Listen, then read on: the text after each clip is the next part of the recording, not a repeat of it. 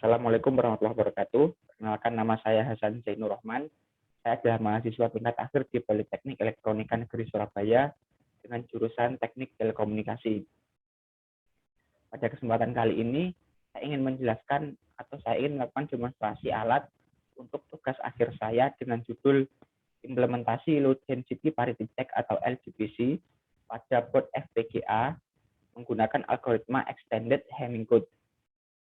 Namun, sebelum saya memulai demonstrasi alat, izinkan saya untuk menjelaskan gambaran singkat mengenai algoritma dan juga topologi yang saya gunakan untuk demonstrasi kali ini. Berikut ini adalah topologi yang saya gunakan, di mana terdapat 7 bit code word, 4 bit pesan, dan 3 bit parity. Untuk code word-nya sendiri, yaitu disusun dari parity pertama, kedua, kemudian pesan pertama, parity keempat, pesan kedua, pesan ketiga, dan juga pesan keempat. Bagaimana caranya untuk mendapatkan parity? Di sini parity didapatkan dari hasil XOR dari pesan. Untuk parity pertama yaitu hasil XOR dari pesan pertama, kedua, dan keempat. Untuk parity kedua di pesan pertama, pesan ketiga, kemudian XOR pesan keempat. Sedangkan di parity keempat yaitu di pesan kedua, ketiga, dan keempat. Kemudian dari parity tersebut kita susun sedemikian rupa dengan struktur tersebut di code word dan kita tambahkan pesan, jadi menjadi sebuah kesatuan. Kemudian pada sisi penerima, untuk mengetahui kesalahan pada pengiriman, kami menggunakan sindrom. Sindrom tersebut terdiri dari 3 bit, di mana S4 adalah MSB dan S1 adalah LSB. Untuk mendapatkan sindrom tersebut, dilakukan operasi XOR di code word pertama, ketiga, kelima, ketujuh, di sindrom kedua di code word 2, 3, 6, dan 7. Di sindrom keempat dilakukan di code word keempat, 5, 6, dan 7. Kemudian untuk topologi yang saya gunakan, seharusnya topologi ini menggunakan 2 port FPGA yang dihubungkan dengan kabel wireline RS232, di mana satu FPGA sebagai encoder dan satu FPGA sebagai decoder. Namun karena keterbatasan alat, sehingga saya hanya bisa menggunakan atau saya hanya bisa mendapatkan satu port FPGA untuk demonstrasi kali ini, di mana struktur dari topologi tersebut sedikit saya ubah, namun secara fungsi nilainya masih sama dengan topologi yang pertama.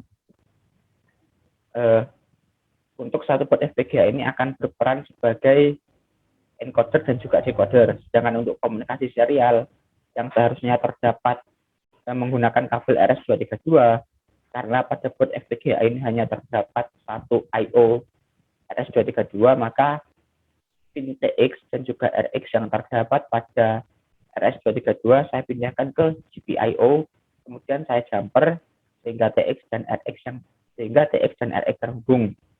Kemudian untuk alur dari demonstrasinya itu sendiri, yaitu yang pertama ada blok untuk encoder, di mana pesan masuk diproses di boot FPGA, kemudian akan dikirim ke kanal serial atau UART melalui pin TX, dan karena pin TX-nya tersambung kepada RX, maka hasil dari code word yang dikirim akan diterima oleh boot FPGA itu sendiri dan ditampilkan ke dalam LED. Sedangkan untuk topologi yang kedua yaitu pesan masuk melalui kanal serial dari TX itu tadi, kemudian diterima di RX, kemudian diolah di board yang sama dengan decoder, kemudian akan ditampilkan di LED. Kemudian berikut ini adalah demonstrasi alat untuk tugas akhir saya. Untuk pembuktiannya, kita upload dulu programnya ke dalam board FPGA. Ini akan saya nyalakan video dari FPGA-nya. Oke, program sudah terupload.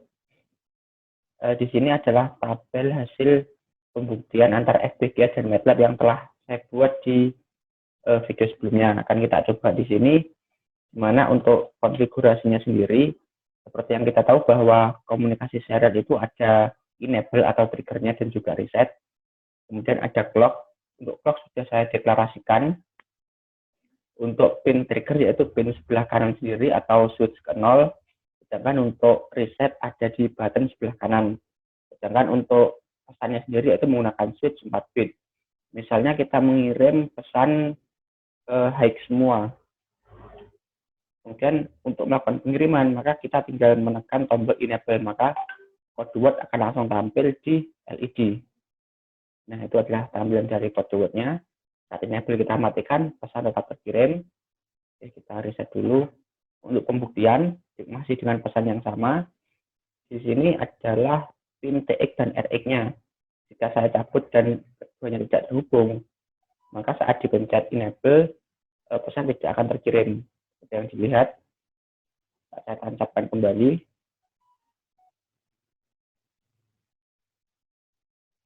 Maaf, agak sulit. Nah, saya tancapkan kembali, pesan sudah berhasil dikirim. Itu adalah dari segi encodernya. Dimana seperti yang kita tahu bahwa komunikasi serial itu adalah standarnya 8 bit setiap pengiriman. Namun di sini bisa saya modifikasi sesuai yang saya keperluan. Karena di sini code word saya 7 bit, maka untuk komunikasi serialnya saya menggunakan 7 bit.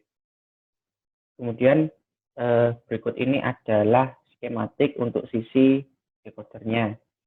Mana seperti yang terlihat, di sini ada diagram untuk komunikasi serial, kemudian ada parity check, check error, kemudian ada koreksi error. Di mana kode word yang diterima melalui serial akan dikirim ke parity check untuk dilakukan koreksi error dan mendapatkan sindrom. Kemudian sindrom tersebut digunakan untuk melakukan koreksi error, di mana akan ditampilkan pesan asli dari kode word yang dikirim melalui serial. Untuk strukturnya sendiri, untuk parity atau untuk kode word-nya, kode word terdiri dari 7 bit, di mana parity terletak pada bit pertama, kedua, dan juga keempat. Untuk mendapatkan sindrom dari sindrom pertama atau bit pertama, yaitu dilakukan XOR pada kode word pertama, 3, 5, dan 7. Untuk parity kedua, yaitu di bit 2, 3, 6, dan 7, dan di parity 4 di bit 4 sampai dengan 7. Oke, untuk pembuktiannya kita upload dulu programnya dan saya nyalakan video dari alatnya.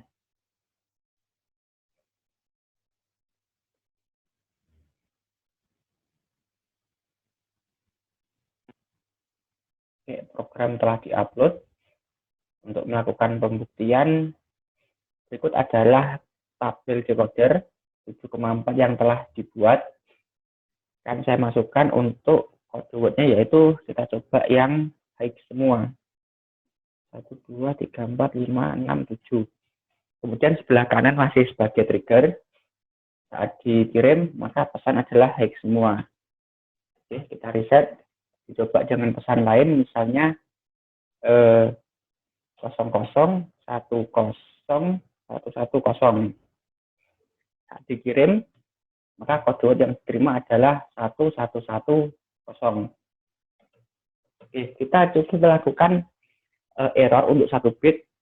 Dari kode word ini kita coba ubah 1 bit. Misalnya kita ubah bit pertama atau di bit parity pertama. Apa yang terjadi? Pesan tetap yaitu 1110. Namun saat diubah 2 bit, misal 2 bit pertama kita high-kan, saat dikirim maka parity akan berubah atau pesan akan berubah. Jadi di sini untuk kemampuan koreksi errornya masih terbatas dan terbatas dari 1 bit. Selain melakukan percobaan dengan board FPGA, saya juga melakukan validasi untuk mengetahui apakah data yang diterima atau proses di FPGA itu sudah sesuai atau belum. Di mana untuk validasinya sendiri, saya menggunakan MATLAB. Dan dari hasil validasi tersebut menunjukkan bahwa proses yang terdapat pada FPGA itu sudah identik sama 100% dengan MATLAB, sehingga hasil dari FPGA itu sudah sama dengan yang terdapat di MATLAB. Kemudian di sisi decodernya sendiri, itu juga dilakukan validasi antara FPGA dan juga MATLAB. yang hasilnya menunjukkan bahwa proses yang terdapat pada FPGA itu sudah sesuai dengan apa yang seharusnya atau apa yang benar di MATLAB. Demikian demonstrasi alat dari tugas akhir saya. Semoga dapat memberikan gambaran kepada Bapak Ibu dosen mengenai tugas akhir saya. Sekian, terima kasih. Ada kurangnya saya mohon maaf. Assalamualaikum warahmatullahi wabarakatuh.